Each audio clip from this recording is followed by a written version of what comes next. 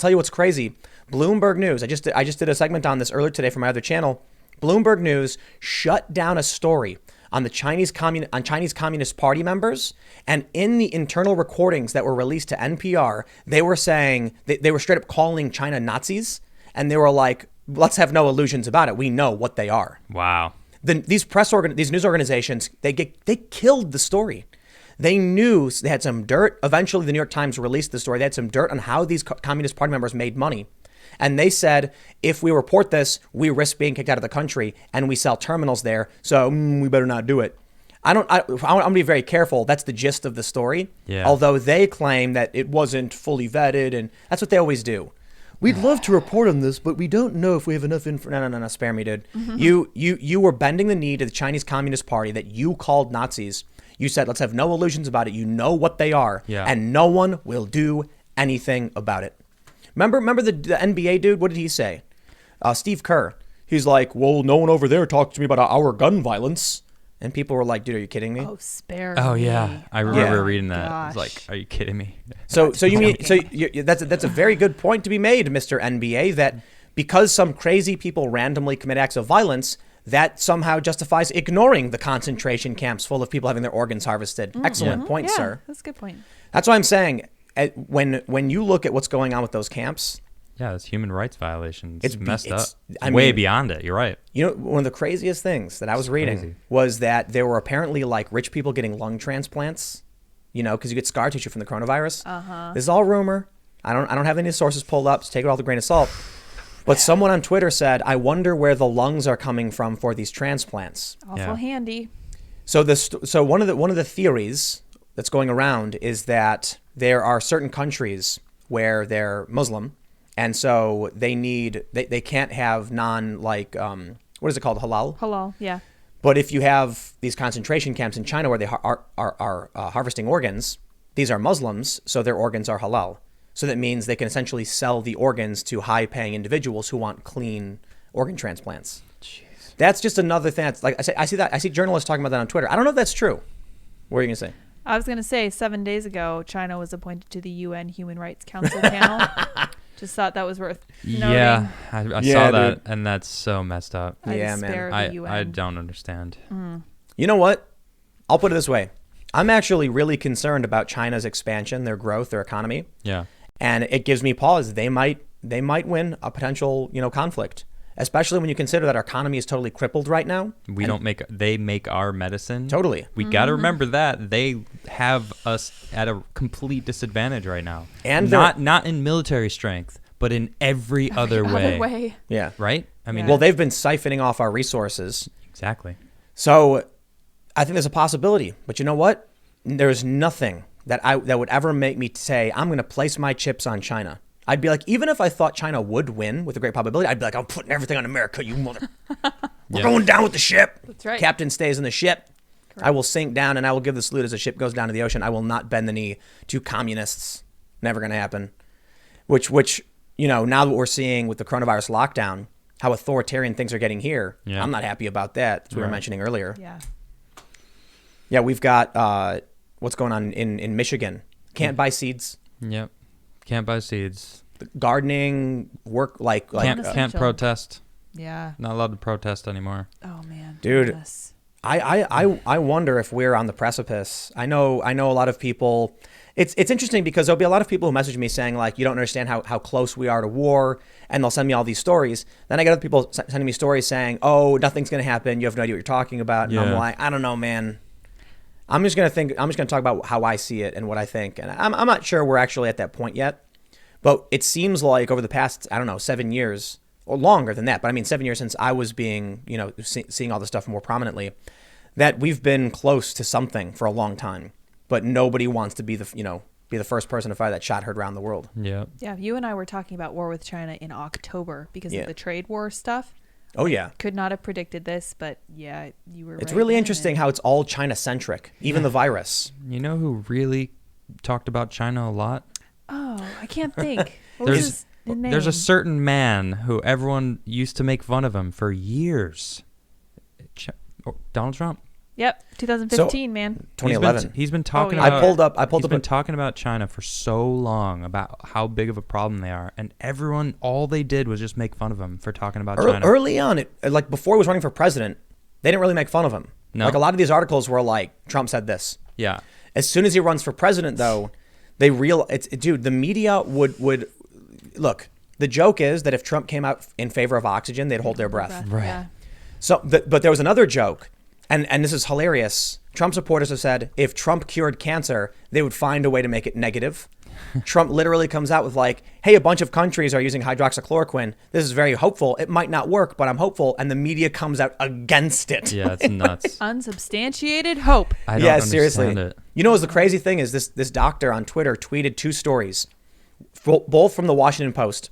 And one said Trump peddles false hope over hydroxychloroquine, blah, blah, blah.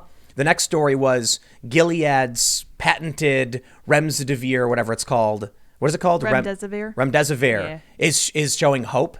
And it's like, the patented controlled major pharmaceutical drug is good, and the generic that Trump touted is bad. Very bad. Makes you wonder, doesn't it? Yep.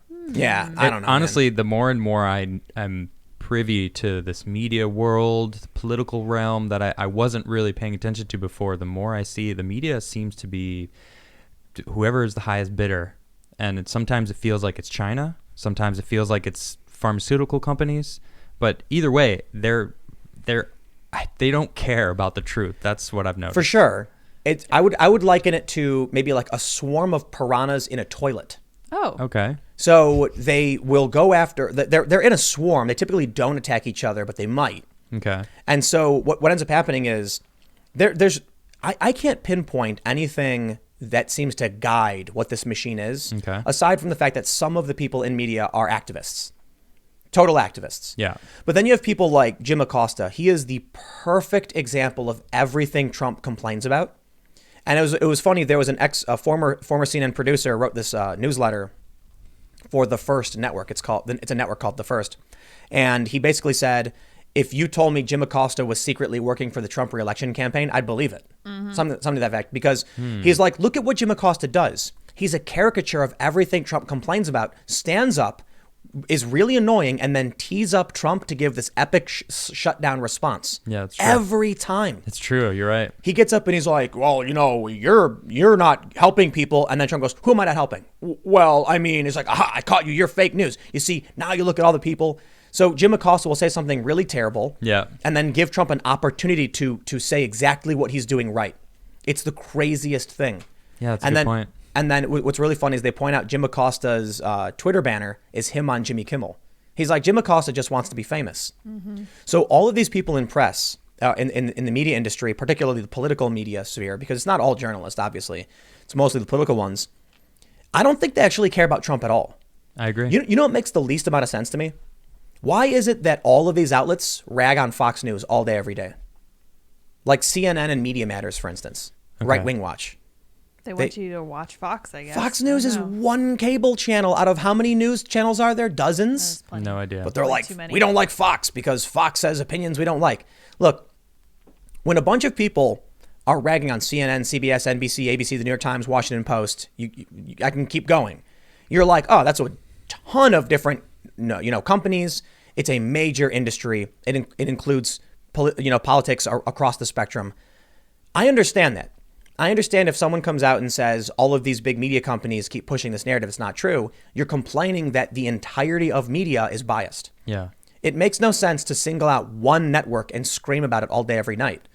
It's the weirdest thing. I don't make videos about CNN all that often. I do talk about them, but typically in this context. Well, when you talk about something like that, it makes people want to watch them. Yeah, you're like, I want to see. You're giving them free advertising. I don't get, the weirdest thing, Brian Stelter, the CNN media guy, him and Oliver Darcy, the other media guy, all they do like over the past couple of days is like tweet what Fox News is doing. And I'm like, I don't understand. Am I supposed to not like what you're saying? I don't know. What's the point? You're giving me a play-by-play of Fox News. I can turn it on right now. I don't need to follow you on Twitter. Yeah. Like what? But people in the replies were angry about the things they were tweeting, and it's just right over my head. I'm like, I don't understand. So like one of them was Trump says, I have the sole power to open up the economy. Right. Then it says Fox News Chiron, the banner. Trump says he has sole power to open the economy. Then the next tweet section says Judge Napolitano says that's not true. The states do. Then the next section says Fox changed his banner to who has the power to open the economy. And I'm like, but that's normal. Trump said it was him. Yeah. Napolitano said no. So then, the title of the segment, to give you information, was they were challenging who has the real authority. Brian Stelter tweeted that from CNN as if it was like a negative, and all of these resistance people in the comments were like, I can't believe Fox News would do that, and faux news, and of course they're lying. And I'm like, they literally didn't do anything. Like, They're just reporting it as it comes. That's the crazy thing. Yeah, that makes sense to me. The other dude, Oliver Darcy, was tweeting about it, and he's like, look at what CNN put, and CNN's lower, like the chyron, the banner, was like, they were having a meltdown. It was like, Trump has angry outbursts trying to rewrite history, and I'm like, whoa. And then he's like, and here's what Fox News is doing. And Fox was just a Trump quote. It was like Trump says in a quote. I'm like, that's what it's supposed to be. Yeah. I was surprised to see CNN people retweeting their chyrons. They're like, this is what we're talking about. I'm like, you realize how this makes you look, right? They're nuts. What, desperate? Yeah, I don't know. They're like, in what world is this good? You're opinionated on everything. Yeah, that's what I tweeted. I was Where's like, the news? Yeah, I would just like to Not see what CNN. he's saying. And you got to look through the just peek weeds through it, yeah. to see. Oh, it's actually not CNN. It's another news source. Yeah, Yeah, why don't I exactly. just go there from Right. now on? did you Just, see, but you ended up seeing what happened with Chris Cuomo? A little bit. You were telling me about it. I did a segment on it earlier. He like snapped apparently on his radio show. He's like, I have no value. I see no value in what I'm doing. I don't want to do this. It's like, I don't want to peddle in things I think are ridiculous. He like slammed the hyper-partisan nature of the networks. He said That's awesome. he would never beat Sean Hannity or Rachel Maddow. And I feel like he's saying that In ratings or what? in ratings. Okay. Because he's their top show. He's like, but he gets like 800,000 viewers per day. All right. That Like, I get many. way more than that on YouTube. Granted, CNN gets hundreds of millions on YouTube. I don't want to act like I'm getting more than CNN. Yeah. But he went off. He actually recently, like a few hours later was like, no, I don't mean it. I like my job. Please don't fire me. Mm-hmm. He didn't say please don't fire me. He was like, I like what I'm doing. But I think he snapped because CNN used to be news. Like, do you remember you turn it on and they would be like, we're on the ground in Louisiana, a hurricane. Yeah, he likes reporting. He Yep. likes being a reporter. He likes, talking to the masses, but he doesn't like what they're forcing him to do. Yeah. That's what it seems like. That makes sense. But you know what he said? He's like, I saved up a bunch of money now, so I don't care. It's like, I wish you would have had scruples before. Yeah. Like, it's really easy to be like, I got paid $4 million a year for the past 5 years. I'm going to quit. It's like, That doesn't Great. sound Buddy. very good either. now that you and your family are rich forever, now you're ready to quit. That's just called quitting. That's not principled. That's just High called standards. I'm quitting. Yeah, right. But now Good for apparently you, Cuomo. now he doesn't want to quit, I guess. He changed his tune. But I think what he's saying, it's actually, we saw the Project Veritas. You know who they are? Yeah. They did undercover footage of regular CNN employees saying things like, we used to do news. We used to go on the ground. We used to have a guy, he'd be like, hey, I'm here on scene. They don't do that anymore. It's all panels. Yep. I bet if we turned it on right now, it'd be Orange Man bad. Not even kidding. I agree. So Probably. they're all Or coronavirus. Oh yeah. Right. Right now, One of those two things. he does have it would some be both. competition. It would Orange be both. Man has worsened coronavirus. Right, exactly. Thank you. Yeah. Exactly. But what we're seeing now with Chris Cuomo is it's made it to the top. Yeah. Like, first you have the low-level producers being like, I'm not happy with what I'm doing. Yep. He actually even said he's tired of analyzing the president. He's Yeah. like, who we all know is full of S anyway. Sure, fine. And I'm like, yeah, okay, and like he snapped. Yeah. That was it. Like, CNN has become just the trash network, and everyone knows it. Yep. And this was like, he accidentally pulled the curtain aside, and you can see behind all the inner workings, and you're like, there it is, man. Oh man. They all know what they're doing. Inside source. Yeah. I don't know what We they're can doing. we can all see it now. Not good enough. Yep. I mean, the public knows you guys are full of S. Of us. We don't swear on this show I because try not What? to. Yeah. yeah. But We're family it friendly. is kind of refreshing to see someone in such a high position in the media kind of like blows top a little. Like, I'm pissed. And everyone's like, yeah, we know. It's We see it. Right. Thank you for admitting it. What's Yeah. actually sad is that when he did this, I think the reason a lot of people are reacting in the way they are to it is because we all knew it. Yeah, exactly. You could see it in his eyes. when he's standing there and he's like twitching, like having to say something that makes no sense, or being on a network with Don Lemon. So the New York Times actually barred their reporters from appearing on Don Lemon's show briefly because they said it was partisan. And Don Lemon got all mad, like, I am not partisan, I am a reporter. And then he just goes on his hour-long rant about the president being bad all day, every day. It's like, dude, I don't think you get it. Like, so Donald Trump did this press briefing where he ragged on all of the journalists, and they got really angry, and that's where CNN did this meltdown tantrum in their banner. And I'm like, if you want to report the news and Trump is insulting you, the graphic card should be something like Trump criticizes the press during press briefing. Like, not hyper-loaded language. You tell people what he's doing. He's criticizing the press, but they make it personal. Right. The truth can be very simple. Yeah. If you just say it, boom. But because he's targeting they get all them, biased about it. they take it personally. Yep. And their ego gets bruised. And so they say Trump is a narcissist who's rewriting history. and they don't realize Trump is baiting them. Yeah, it seems like it. Like, it's almost like, you ever see the movie Next with Nicolas Cage? No, I haven't. I really like this movie. He can see Really, you like it? Yeah. I'll see it. I like Nicolas Cage. It's guilty pleasure. He can see the future. He can see like a couple minutes into the future, right? Interesting. Okay. So there's this scene. All right, and trust me, this makes sense. You'll get it. You're not spoiling the movie, are you? No, but it's one scene in the beginning. I mean, the movie's like 10 years old. Okay. Anyway. Hey, I don't care. I want to watch it. He's sitting at a diner, right? All right. And he looks over and he sees this beautiful woman. Mm-hmm. And then he gets up and he goes and talks to her. And then I guess like her boyfriend shows up. And because he can see the future, the boyfriend goes to swing at him. He ducks and then knocks the dude out. And then the woman goes, "You dick," to Nicolas Cage. And she's like, "How dare you?" And she goes to her boyfriend, "Oh, I'm so sorry. I can't believe he hit you." And then all of a sudden it rewinds. That was his vision of the future. Ah. So he's still sitting there. He gets up, walks over, talks to her. Then the dude walks in the diner. And when the dude goes to hit him, he goes, "Here we go." And he lets the dude hit him. Yeah. And then the woman yells at the boyfriend and then apologizes to Nicolas Cage because he was the victim. She's like, "I'm so sorry that he hit you." And he's like, "Oh, it's okay." So the reason I bring that up is it feels like that's what Trump does sometimes. Okay. Where he'll tee up the press to take the bait. Yeah. And then what happens is like Trump will poke them. And then all of a sudden you walk in the room and you see the journalists screeching and yowling and screaming at the president. And you're like, whoa, that dude looks crazy. Yeah. What happened, Trump? And Trump's like, they're nuts. Yeah, man. And you're like, must be. So you actually saw it with that. It almost feels like they're both, both sides of it are trying to get each other to do that now. Yeah. Totally. Right? Yep. For sure. Yep. The press wants the ratings because they'll take Trump out of context, showing him going like, "You look at me, blah, blah." And they do it all the time. Yep. But I don't think Trump does it on purpose. I think Trump gets baited and gets angry and starts insulting them. Then they take it personally in turn. And it really just depends on who you like or don't like more. Yeah. And because Democrats tend to trust the media, they view Trump as bad. And because conservatives don't trust the media, they view the press as bad. And then for me, as somebody who worked in media and knows the press is lying, I'm like, I know what they're doing to Trump. I see it. They're lying. So it's not about me liking Trump or not. I'll tell you what, though. I can't stand most of these journalists because I've worked around them for so much. They're the snootiest elitists like you'll ever meet. Not all of them, but a lot of them. There's a lot of really cool journalists. The real journalists, they're not the ones on TV. Yeah. Like Brian Karem or Jim Acosta. Those are the showboaters. The real journalists are behind the scenes and don't want to be involved. They're cool people. So what do you think these journalists are going to say when they start talking about how Trump freezes the U.S. funds for the WHO? Oh, they're already saying it. They're already saying like unhinged rant from the president. They're saying... Someone tweeted Donald Trump suspending funding to the World Health Organization during a pandemic is like it would be like halting shipments of ammunition to your allies in a world war. Yeah.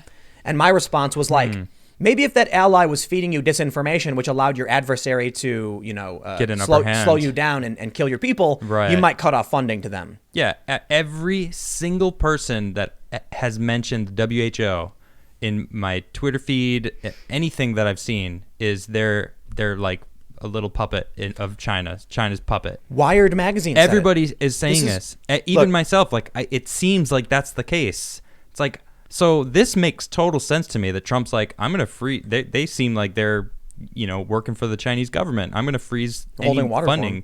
What's up? Holding water for him, at least. Like not working for him, but at least, carrying water. Carrying water. Precisely, yeah. There was a story from Wired, and it said that it was a right-wing stunt to blame the World Health Organization But it said Trump. It was like the right is not wrong about the World Health Organization, and I'm like, or it said Trump is not wrong, and I'm like, you can just say he's right. Yeah, they they can't do it. They can't do it. That's pretty funny. Not do it. But it was so crazy close, to me. But nope. Wired actually said the World Health Organization has been feeding us disinformation, which has slowed our response down. Yeah. And they called it. They still maintained the only reason that the right was actually saying it was because it was a stunt. Maybe it's because the right and people like me and other, politically homeless individuals, we see what's actually happening, and we say it's happening, but because the media lives in this weird bubble where everything is viewed through the lens of, and every Republican is evil, they're like, certainly this must be fake news. We must say the opposite. I think this is what bothers me most about the talking heads like Don Lemon and Jim Acosta and everybody. Are you not supposed to have a really big pinch of skepticism when you're a journalist? Because that's what I don't see in those people. And I imagine that's what the people behind the scenes have, right? I love how, to these people, the U.S. government can only be wrong, and the Chinese government are bastions of truth and honor. Yeah, I don't get that. What, dude? Yeah, I get that vibe from someone, and I'm like, I'm not going to trust anything you say anymore. Yeah. That's it. And I have a feeling that a lot of people out there feel that exact same way. The United States government has done a bunch of really awful things and lied about it. Yeah. And they do all the time. And I am not a big fan of trusting them. I'll tell you what, though. If the U.S. government came out and said, listen, we got a pandemic, we need you to stay home, I'd be like, well, I don't trust you for the most part, but I'm going to listen. Yeah. If the Chinese government came out and said it, I'd be like, I will do nothing that you say. I do not believe you, and I think you're trying to hurt me. Yeah. And lo and behold, they are. Yeah. Yeah. So we're getting all this disinfo. People are dying. Even BuzzFeed reported that Chinese trolls on social media were trying to slow the responses in other countries like Spain and Taiwan. I'm like, well, there you go, man. Yeah. They're actively hurting us. And they're claiming the help they're sending out. That these countries, you see these videos going out of like Chinese, like, I don't know, reporters or something saying, without the Chinese government, all these other countries would be in dire straits. Mm-hmm. So bless the Chinese government. It's like, what? Even American journalists are doing it. And then in the next day, it's like, turns out all this Chinese equipment doesn't work. Huh. It's like, yeah, right. How weird. So not only are they, the cause, well, supposedly the cause, we don't know exactly. The contributing factor to the pandemic, but they're sending out faulty stuff. Yep. And then now we're hearing like they wanted it to spread in other places. And then when Putin sends medical aid, the press says that it's a propaganda effort. Trump is accepting planes. It's like, dude, you know what, man? Crazy. Thanks for checking out this clip from the Timcast IRL podcast. We do the show live Monday through Friday at 8 p.m. If you want to catch the full show, tune in to this channel, subscribe, hit the like button, or check us out on iTunes and Spotify, and we will soon have this podcast up for free on all podcast platforms. Thanks for hanging out, and we'll see you all in the next episode.